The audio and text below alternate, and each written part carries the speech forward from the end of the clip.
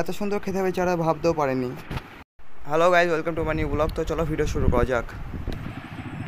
পাম্পে সবাই গাড়ি তেল পুরে নিলে এবার আমরা বেরিয়ে পড়বো। এখন আমরা টোলে চলে এসেছি। টোলটা পার হয়ে এখন আমরা দেবগ্রাম যাব। দেবগ্রাম রোডে প্রচুর জাম, তাই যেতে আমাদের একটু লেট হয়ে গেল। জামটা পার হয়ে সবাই দাঁড়িয়ে একটু রেস্ট নিলাম। রেস্ট নেওয়ার পর বেরিয়ে পড়বো। ঠেকের সামনে চলে এসেছি, এবার ঠেকের ভেতরে ঢুকবো। ফাইনালি আমরা ঠেকে ভেতরে চলেছি। ঠেকে আসার পর আমার বন্ধুরা কিছু খাবার দেশে দোলন খেতে শুরু করে দিই, তাই ভালো আমি একটু দোলন খেয়ে নিই। একটু দোলন খাওয়ার পর কারো এখানে ভালো লাগছিল না, তাই সবাই প্ল্যান করে দিয়ে ঠিকানা থেকে ঘুরে আসি। তো গাইজ এখন আমরা ঠেক থেকে ঠিকানায় চলে এসেছি। হঠাৎ ছবি তোলার পরে আমার বন্ধুরা বললো যে এখানকার চাটা খুব ভালো হয়, তার জন্য আমি বললাম যে ঠিক আছে তাই হোক, চাই খাওয়া যাক একটা।